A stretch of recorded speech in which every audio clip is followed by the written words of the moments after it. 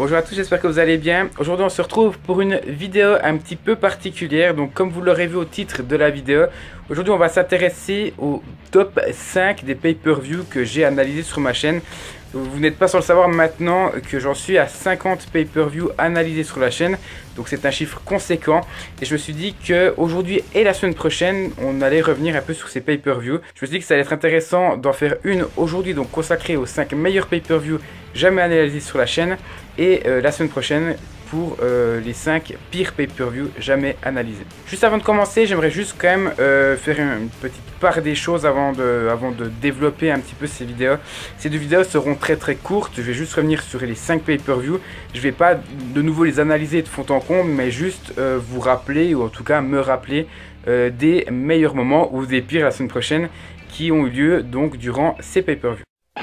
En numéro 5, j'ai mis WrestleMania 25, donc à 8,5 sur 10, ce qui est une très bonne note, même pour un WrestleMania. Je considère que le 25 est le troisième WrestleMania le mieux noté, les deux autres donc je vous en parlerai plus tard. Donc qu'est-ce qu'il y a eu à WrestleMania 25 qui m'a marqué? Alors premièrement, il y a la rivalité entre les Hardys, donc qui avait vu la victoire de Matt Hardy sur son frère Jeff. Qui était en tout cas une rivalité qui m'a marqué. Alors je suis désolé, je me souviens pas forcément du match en lui-même, étant donné que ça fait un sacré moment que je l'ai vu, mais j'en garde de très bons souvenirs.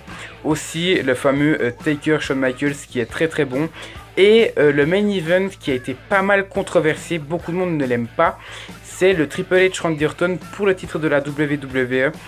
Certains avaient été déçus du match compte tenu de la rivalité, et celle-là je m'en souviens très bien, où même Triple H était arrivé chez Randy Orton, il avait fait passer à travers sa fenêtre.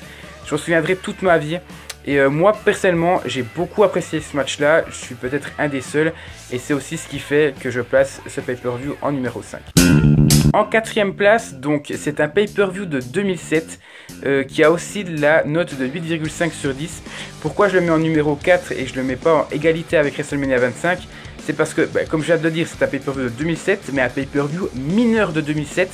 Faut savoir que, pour ceux qui suivent un peu mes analyses, l'année 2007 n'est vraiment pas bonne. Il y a seulement 2-3 pay-per-view qui sortent du lot, et celui-là fait clairement partie de ce lot-là. C'est Backlash 2007 qui pour moi est à ce jour, donc de tous les pay-per-view que j'ai regardé, le meilleur pay-per-view mineur.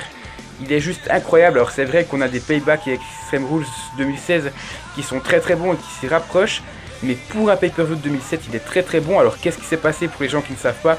On a eu pour moi un des meilleurs matchs de l'année, avec la rivalité clairement de l'année entre Batista et l'Undertaker pour le titre poids lourd. Qu'est-ce qu'on a eu d'autre? On a eu également le fameux Fatal 4-Way match entre John Cena, le champion de la WWE, Shawn Michaels, Edge et Randy Orton, qui restera mon main event préféré. Alors non pas forcément pour le match, il est bon, mais pas au point d'être le meilleur, mais tout simplement parce que c'est un des premiers main events que j'ai vraiment beaucoup attendu, parce que le main event de WrestleMania 23 m'avait pas mal frustré, et je sais qu'à cette époque-là, je voulais vraiment voir Cena perdre son titre contre Michaels, et le fait que ce qui s'est passé à la fin m'avait fait encore plus rager à Backlash, je m'en suis encore plus souvenu. Et puis on avait eu aussi le couronnement de Vince McMahon en tant que champion de la ECW. Il avait battu Bobby Lashley. C'était juste incroyable, c'était un gros crachat à la gueule de tous les fans de la division de la ECW. Donc oui, vraiment, ce pay-per-view est très bon et il mérite clairement sa 4e place. En numéro 3, le prochain WrestleMania, c'est WrestleMania 31 que j'ai noté à 8,6 sur 10. Alors c'est vrai que j'aurais pu le mettre en deuxième, mais le deuxième pour moi a une place vraiment particulière dans mon cœur. J'en parlerai plus tard.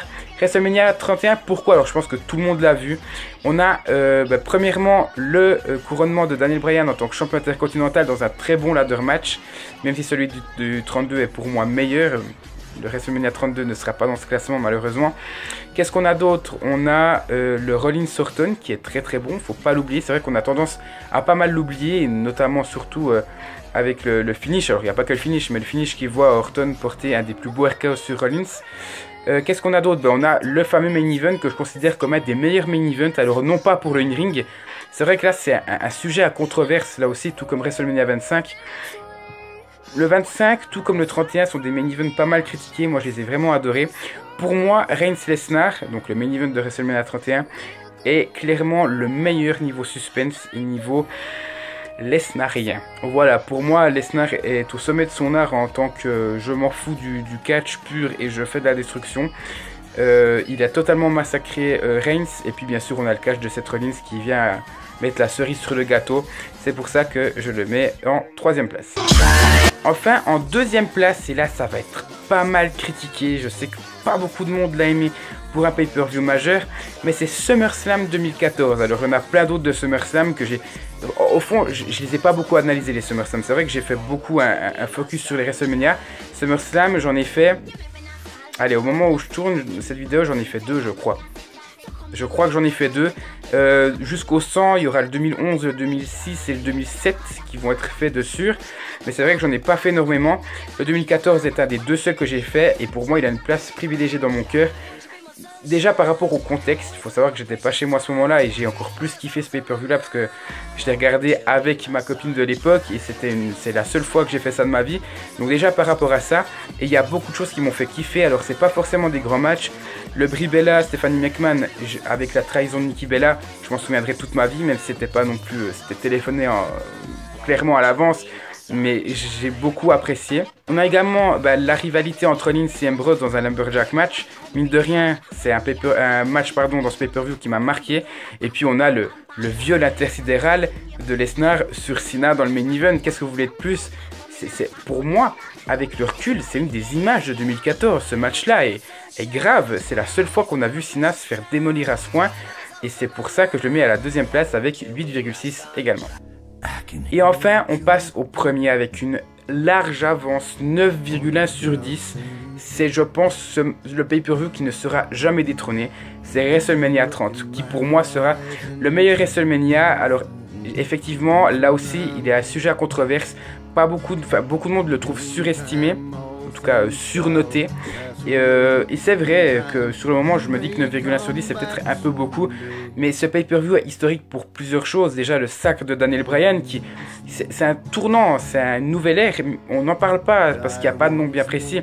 Mais le fait que Daniel Bryan devienne champion du monde de la WWE, même s'il avait déjà été avant, ça prouve que les petits gabarits ont leur place à la WWE.